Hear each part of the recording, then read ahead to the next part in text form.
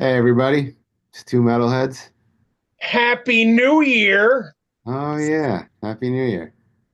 It's 2025. That's so Cheers. Thanks to all you subscribers and listeners. Cheers to you, Mario. Happy New Year. cheers. Drink my tea. And I'll drink mine. I still haven't recovered. My voice is still not back. Oh, from the pneumonia? Yeah, You sound all right here. it's definitely deeper and I can't go as loud as I feel like I am, Okay. you know. But Sound all right to me. yeah, it works. Good. What is it? I was in a guitar lesson today and I was told that I should do a blues album right now. Ah, How yeah, there raspy I you am, but I'm like, oh, it's not a bad idea. go. But anyway, So fucking for some reason, whenever winter comes around, I like to listen to lots of Nevermore. yeah, So I've been listening to Nevermore for like a couple solid weeks now. And all of a sudden, out of the blue, unexpected, Jeff Loomis puts a story up on his Instagram and his Facebook page where it showed all these blurry album covers of the old Nevermore stuff. And it had a fucking Nevermore logo at the end of it with two guys like walking away in a distance. And it says fucking new chapter. yeah, So I was very excited to see that. I've seen the picture where it's the two of them in front of a castle. It looks like it was almost like a Disneyland picture, but it's not. And I saw it a bunch of times. What I didn't realize is somehow on Facebook, I'm friends with Jeff Loomis, not his music profile, but his personal one. His personal page, It yeah, must have, and there's not a lot of people on there. It must have been like when Facebook started, we probably. were just adding anybody, Hmm. and he must have, I don't know, I must have requested him, or like, probably wasn't a lot of people to request, so, but it was probably me, you know? Yeah, probably. So, and so I saw it a bunch of times, and so I went through that one too to see if there's any like extra stuff he put up on there, just thinking because there's not a lot of people on there, so maybe they, but no, it's the same thing. So There's been a few things though, because so Jim Shepard yeah, is the bass player. He's one of the core founding guys. His wife, after that story was put up, I guess Van Williams put it up too on his social media. I don't follow him. Um, Jim Shepard's wife had something to say about it and said it was very disrespectful that Jim didn't get a phone call and didn't get inquired about the band going on with without him. So then I think it was New Year's Eve. Jeff and Van Williams both put out a statement, and that's the thing that you've been seeing with them in front of a castle. yeah, It was a statement from the two of them basically saying, look, we haven't called Jim because things ended really badly. And that whole time that they weren't together anymore, I guess Jeff Loomis and Van Williams stayed really good friends. Jeff Loomis's wife died. I forget from what. I want to say cancer, but I could be wrong. And during that whole time, the two of them really bonded and fucking got very close again. So they're kind of like, you know what? We haven't talked to that dude in a long time.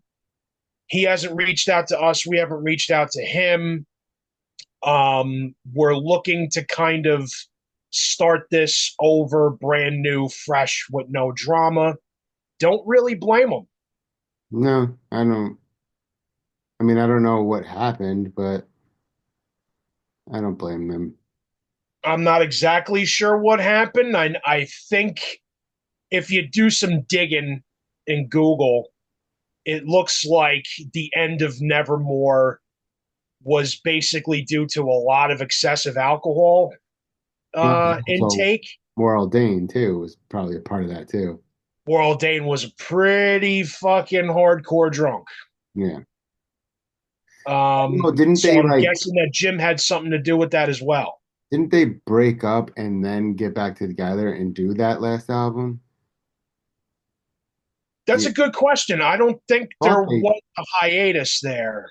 I thought there was some sort of like because that Jeff Loomis came out with a couple of solo albums, but I don't remember if that was before or That was before. So Jeff and Worrell both did solo records in yeah, 2008. yeah. And then Obsidian Obsidian came out in Conspiracy 2010. was 2010. Yeah. Yeah. I thought there was So some there was sort no of like like split up. It was just the two of them wanted to do solo shit. I thought they were sick of each other. I got that impression for some reason. They could have been. It might have been tough. Like I don't think a lot of people that don't play in bands don't get the whole it's not like just like a family. It's also when you're at that level, it's a job. Yeah, So anybody in that band could be messing up your job, right. or it could just be making it miserable. And it's not like a job where you get to go home. Sometimes you're on the road for weeks or months at a time with this person. Forever. It could be pretty miserable, you know. Yeah, So like, whenever, and especially if somebody dies, I don't ever blame a band for like if I died, I wouldn't want everybody in any of my bands to go, "Oh, we can never do this again." No, the songs are good. Get somebody to do it. I Like, agree. I know obviously it's not like I can do it. I'd be gone, you know. Right. So, I Yeah, and Worrell Dane had a very original voice. yeah, It's gonna be not easy to replace him because there's already people. The day that Jeff Loomis posted that thing, there was already people going, "This is fucking bullshit. It's not Nevermore without Worrell Dane." And then you got the people going, "Oh, fucking Jim's not involved in it. It's not Nevermore without him. It's fucked up. He's still alive. He should be involved in it." So you're gonna get those dudes. I look at it like this. You don't have to go see it. You don't have to buy the stuff. But also, there's plenty of people that would love to see those songs played live again. And unless they do Nevermore again, that's not happening. You That's know, right. you know, That's right. I never got to see Nevermore. Did you? no, So there you go. We should fucking try to link up and go see them when this happens. yeah, I would do that. Fuck yeah. I mean, look, Sanctuary got a different singer. And who the guy they got was good. Oh, the kid from Witherfall, right? I don't remember who it was, but he was good. I heard some of the stuff with him. He was really good. Yeah, he was in a power metal band called Witherfall. So they I know replaced the name of Morel with a that, fucking great guy. but I mean, I know they were. He was, I know they were gone for a long time in that band, but you know, Yeah, they had come back because like after Nevermore broke up, Jeff went and did Worrell went and did another album with Sanctuary called The Year the Sun Died. I don't have that. but wasn't Jeff in Um, Sanctuary also? what's that? Jeff was in Sanctuary also, wasn't he? He was their touring guitarist. Ah, okay, that's weird. Yeah, Jim Shepard was also in Sanctuary as well, the bass player from Nevermore. hmm. That's probably where they met then. Yes. Yeah, the reason why Sanctuary broke up is the record label wanted them to go more grunge because that was the thing at the time. So the band split up, It doesn't and make Worrell took Jim Shepard and fucking called up Jeff Loomis and said, "Yo, let's start something new." Why didn't they just say no and drop the label? I don't know if they could, maybe whatever contract they signed, they must have been bound or whatever. To not play as Sanctuary, maybe, Yeah. maybe. But I mean, it must have been a shitty contract for them to have. control over the type of music you're playing, Yeah. you know? Well, Well, you're talking about the early 90s. yeah, yeah, I guess it is, but some bands, like Motley Crue pulled shit where, what was it? Nikki Sixx they had the producer in the studio, and Nikki Sixx took him outside. Let me talk to you outside. And when they got outside, Nikki Sixx closed the door, locked it, and told the record label, "You send another guy down here, you're not getting a fucking album." And You're also talking about I Motley was, Crue, who no, but were that was, superstars. no, not at that time. This was in the 80s when they first got started. Oh, okay. But like, you don't pick a band like although it's different, it became different. Like, you could develop a band and people would find talented guys and go, I could help them become something. And you put something into it and maybe they would. And you don't get that anymore at all. Nobody's willing to take that chance anymore. Yeah, that's true. But at some point, it went from I can make this something to, oh, these guys have a good sound. Let's sign them. They do what they do. And they stop trying to, they don't stop trying to change them into now where it's like, well, they already have a big following. Let's just sign them, like, Right. and not do anything for them, you know? Yeah, So, that's pretty much where it's at now. yeah, I mean, maybe they help you with management. And it's more of management PR now. Like, if you get on a label, you're kind of hoping that the label has more followers than the band so you can pick some of them up. Yeah. Right. Yeah. So, but anyway, so So yeah, so where it's at now is so the night that Jeff first posted that thing, it got leaked that the singer was going to be this dude Eli Prinsner, yeah, he was in like Prinsner, something like that. He was in Spirit Warrior, I think. He's a vocal teacher. He was one of the guys that I got the lesson thing from so that I could sing. Right. Uh, I don't see when like he's a good singer. I don't know if he would have been a good. He's like uber Christian, and I don't know if he would have been a good fit or not. Oh, really? Yeah, but maybe he could have done it. I don't know. Well, So there's video of him doing like the first verse into the chorus of what's that fucking Sanctuary yeah, but song? that's the thing. He has a lot of videos. Battle Angels. There's a lot of videos on like how to sing like this person and and that might have been. He's a metal guy, so that might have just been like Yeah. this is how. And then there might have been techniques to do like some of the stuff Royal Dane does. A lot of guys will do Dio because Dio somehow compresses his voice, so a lot of guys will do that. So there's different they'll try to teach you different techniques for different guys and there's a couple of teachers that do that kind of stuff. Yeah. you know Well, basically, we found out that that guy's not going to be the singer. yeah, I was kind of skeptical, but So, I'm like, maybe. yeah, I was like, well, I guess it makes sense. There's video of this dude singing a War Dane song from Sanctuary. It makes sense, I guess. Yeah, But yeah, I guess they're looking for a vocalist and a bass player. So, all you kids watching, if you want to audition for Nevermore, vocal wise or bass wise, you can go to nevermoreofficial.com and you can download this. This just came out like yeah, 20 minutes I ago. saw that a lot of people they said we're sending stuff to them the wrong way, and this is Yeah, it makes it too hard to filter it all. So right. just go read what they said and do it the way they asked you to do it.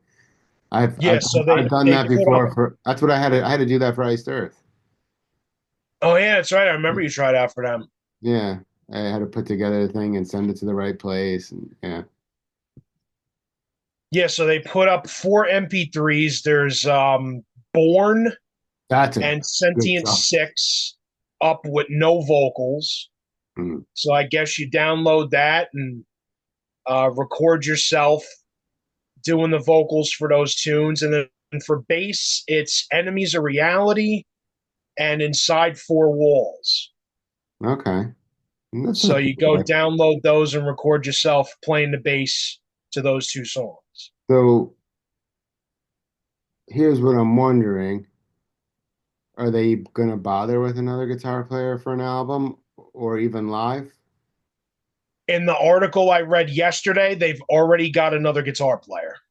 Okay. They're not saying who. They're saying they're going to let that out of the bag soon, Okay. Any which makes guesses? me think it might be somebody we know. It always is. It always is. Even when Iced Earth, like I knew somebody that interviewed them and asked for the top five. Apparently, I was in the top five. Oh, shit. But the person they went with was already known. So Yeah, who did they go with? Jake, Jake something. He was in White Wizard at one point, I think, and Oh, okay. so they did pick a guy that was already doing it, which, I mean, in the end, it didn't end well anyway. So No, it certainly didn't. no. Certainly didn't. So, yeah, so that's the deal now. I guess we're waiting for auditions, and then they're going to pick their vocalist and bass player, and then hopefully there's going to be a tour very soon. I think there's a chance that the vocalist and maybe even the bass player might be people we don't know. This way, it's a fresh voice, especially bass player, maybe somebody we know. But I think to replace them with somebody that's already known would be really hard. Yeah, I can't think of anybody that really sounds like Warrell Dane. Well, that's the thing. You either have to go with somebody that can sound like World Dane or go, we're not even going to worry about that. Do your thing. It's a whole new thing, you know? I think they're going to go with somebody that can pull that shit off because if you look at, If they want to play the old songs, he needs to be able to do somewhat of a decent, he needs to be able to yeah, kind of do that at least. because not for nothing, the vocals on those songs are a huge piece of their sound and originality. The toughest part, and I don't think they're going to know this until they write something, is World Dane's lyrics were really, they were abstract and Yes. deep and not easy. Like some of the stuff he did in there, I'm like, I would have never thought to write something like that's going to be tough. Yeah, But I mean, that's true. at some point for the new stuff, you got to let the guy do his own thing, you Yeah, know? when it comes to the new shit, you got to just kind of let him loose and do his thing as I'm long a, as it doesn't sound fucking corny. yeah, I'm also assuming that World Dane wrote the lyrics. He might That's not. what it says in the booklet of every CD is lyrics uh, by Warrell Dane. I figured it was, but you never know. Sometimes you have singers that don't write lyrics somehow. You know? So, so you wanted to talk about some of the favorite albums. Yeah, I have yeah. What's I've got a top three. okay, so can I guess one that's just going to be on both of ours immediately? I don't Go have for I don't have any particular order. it. Okay. A Dead Heart and a Dead World. Probably going to be on both of ours. Yeah. Oh yeah, Okay. I figured. The River without a fucking Dragon, I doubt. mean, the River Dragon is just yeah. Okay. I knew that was going to be it. I have a feeling the other one, some of the other ones might be too, but I mean, you can't beat. There's not a bad fucking dull moment on this record at all, yeah, it's a good album. from beginning to end. Narcosynthesis, Inside Four Walls, Evolution 169. You said the River Dragon. That is such a fucking killer song. It is. The Heart Collector. Oh, that's a good one too, yeah. Fucking I Believe in Nothing. It's just It's so Significant is good good. too. Yeah. It's a great album. Just so good, man. There's That's why I was like, this it's gotta be we both will probably have this on our list. absolutely. After that. I have a feeling that probably one of the other ones will be on both of ours also, but we might have one that's different. What's that? I don't know yet. We'll find out. But I bet you pick one next, and then we'll see. So my next in my top three would be this Godless Endeavor. Yep, that would be on mine too. That was one I was thinking of. Another one, just every second of it. There's no bad songs. You know, I Yeah, really like the Psalm of Lydia. that's a fucking fantastic song. Yeah. Even It Born, really it is. starts off really strong with Born. Yeah, Born It's is almost death badass. metal.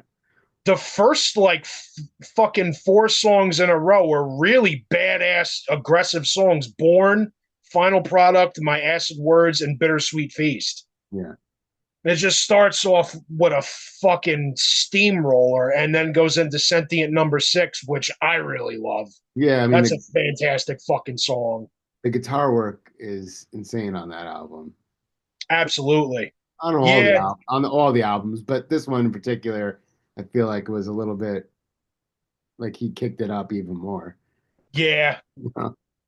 I had a customer in the store last week and I'm playing this one.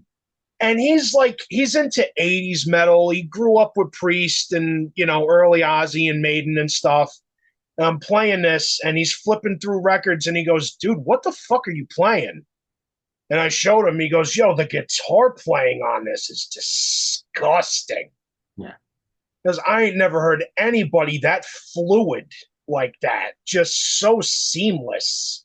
There's like a few guys that if you were to ask me who would you want to jam with, he would be one of them, you know. No doubt. No And doubt. it's weird that he's not as known as he should be, you know. Yeah. I mean, Yeah. And it's metal guitar players, no. But if you and were to it's ask weird that Arch Enemy kind of underutilized them too. that, he didn't write anything, I don't think. He didn't write anything in Arch Enemy. Maybe solos, but yeah. Maybe, I, but I, he I didn't get the write any feeling fucking tunes. I get the feeling that he left Arch Enemy because he knew this was coming. I feel that too. Now, because it wasn't that long ago, maybe a Yeah, year. it's not that long ago he walked away. Yeah, I get that feeling too. He was working on talking to Van Williams and trying to get this in motion. I figured he was going to do another solo album. I didn't. Right, I didn't think Nevermore just because Moral Dane is dead, right. and I didn't know if he would.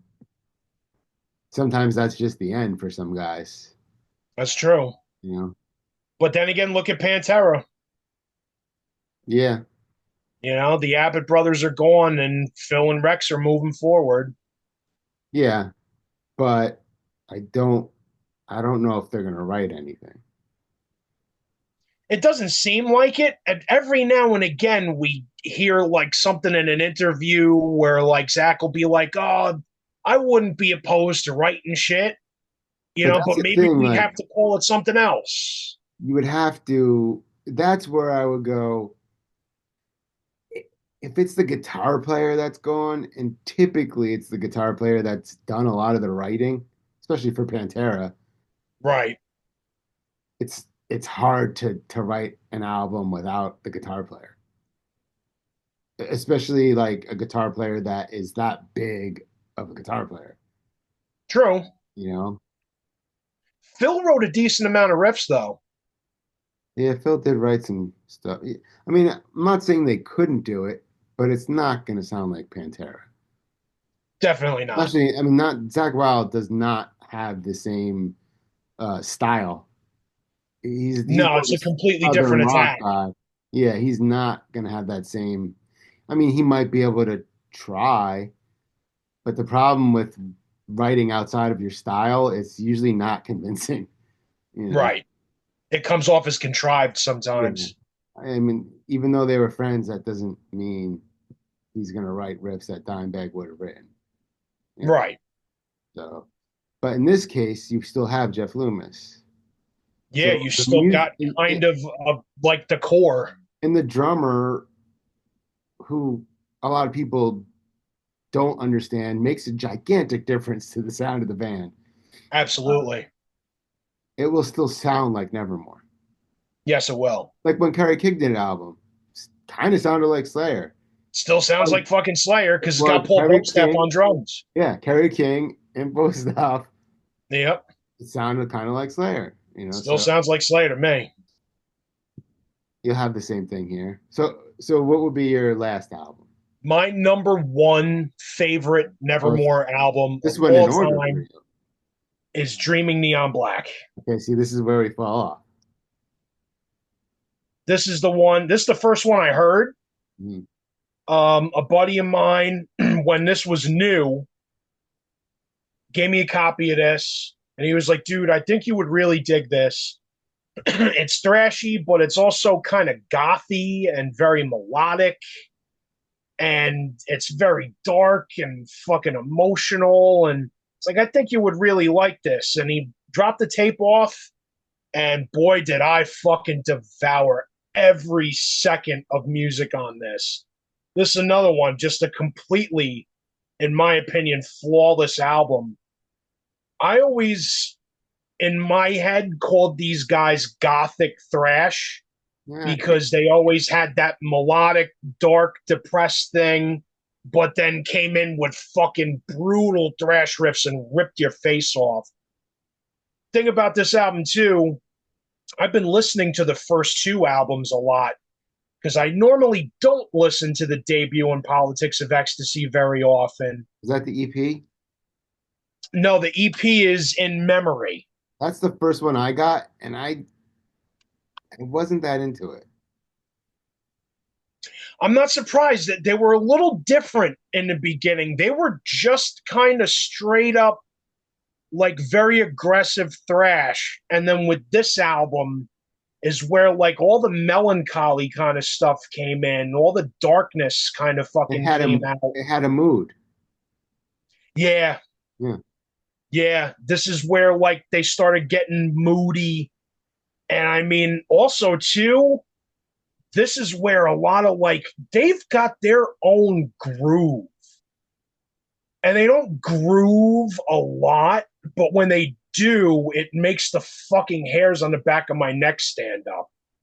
Like certain songs like Beyond Within has so much fucking it's like gallop, but then it goes halftime.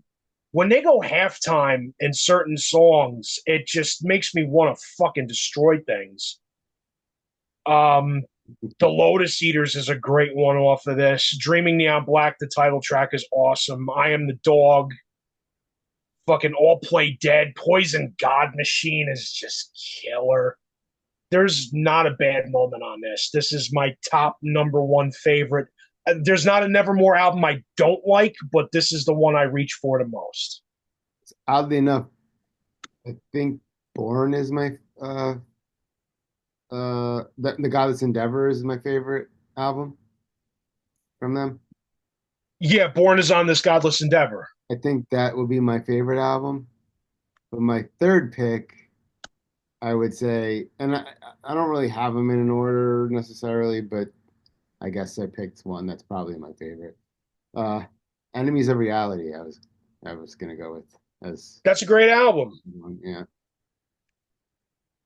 Yeah, I Voyager. It's just I dig that album. When it first came out, it got a lot of shit for the production Yeah, because the production, like, I guess they kind of like really took their time making this album, and Century Media was a little pissed off. So they just kind of like in the middle of production just grabbed it and said, "Fuck it, put it out and press it. We have to get it out." So a lot of reviewers and people shit on it because the production wasn't up to snuff. did they But remaster it? yeah, it got re-released in 2005. Andy I, Sneap got his hands back on it oh, and he's re-released it, and it great. sounds a lot better. That's probably the one I have. The Yeah, I probably have the re-release. it sounds a lot better. I Voyager is killer. Yeah. Fucking Tomorrow Turned Into Yesterday is a badass song. The title track is killer. Yeah, it's a great album. Who That's Decides? I love that song. That's fucking great too. oddly Yeah, enough, this is an underrated one.